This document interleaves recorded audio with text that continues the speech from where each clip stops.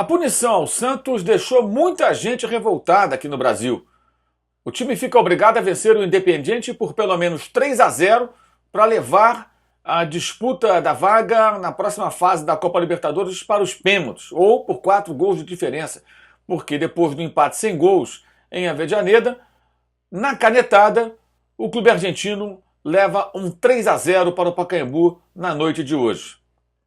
A escalação de Carlos Sanches em situação irregular foi um ato de ingenuidade do clube brasileiro. Um vacilo, um tropeção, uma tremenda bobeira. Mas não foi o único. Outras equipes também resvalaram nesse tipo de problema nessa Libertadores por conta das loucuras da Conmebol, com a sua anistia, com as suas punições, enfim. Zuculini, do River Plate, atuou em várias partidas na Libertadores, inclusive no primeiro jogo dessa fase contra o Racing, no campo do Racing, no cilindro de Avejaneda, na mesma situação de Carlos Sanches. Não poderia entrar em campo. Mas a Conmebol determina que o clube adversário tem que protestar contra a escalação em 24 horas, no dia seguinte, no máximo. Bem, o Racing não o fez, como ninguém fez em jogos do River Plate, também por desconhecimento dos clubes. E, curiosamente, o Independiente era o único que tinha essa informação de que o adversário, no caso o Santos, tinha um atleta em situação irregular, Carlos Sanches, e fez a denúncia. Com isso, consegue os 3 gols de vantagem, né, na canetada no tribunal, como se tivesse feito 3 gols na equipe santista no jogo de ida, o que não aconteceu, o placar foi 0-0. O fato é que a Conmebol toma uma decisão polêmica, favorável à equipe argentina, num cenário em que, para quem não sabe, o Independiente é um dos clubes mais fortes em bastidores na história do futebol sul-americano. Não por acaso é 7 vezes campeão da Copa Libertadores da América.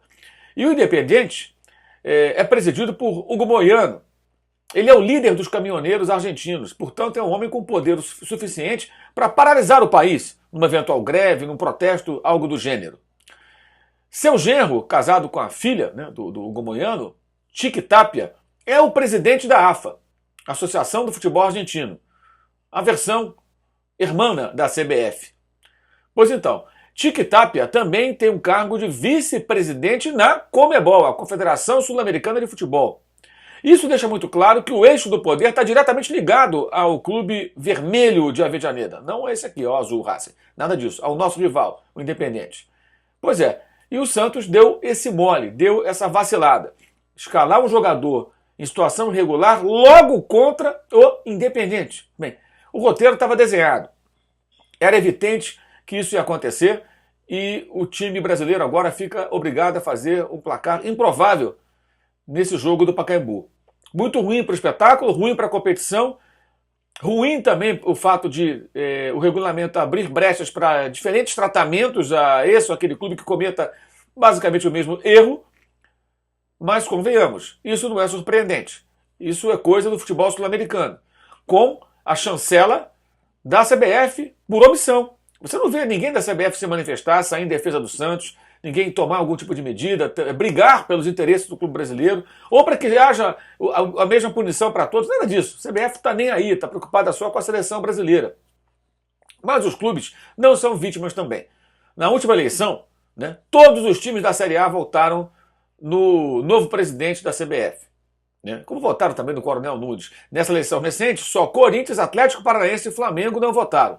Um se absteve, o outro não compareceu, o outro votou em branco, mas enfim, os 3, de fato, não votaram no novo presidente da CBF, o Caboclo, e foi uma posição, pelo menos uma posição de insatisfação externada por rubro-negros do Rio, do Paraná e pelos alvinegros de Itaquera, aqui de São Paulo. Então é isso que temos no cenário atual. O Santos encrencado, por ter vacilado na escalação do jogador irregular justamente contra o Independiente, meu Deus do céu, que pisada na bola, e a CBF não está nem aí. Mas os cartolas dos clubes brasileiros, inclusive do Santos, ajudam a preservar, né, esse grupo que está no poder há tanto tempo. Muda um, muda outro, mas é o mesmo pessoal que comanda a CBF, não é de hoje. É isso aí, gente. Saudações!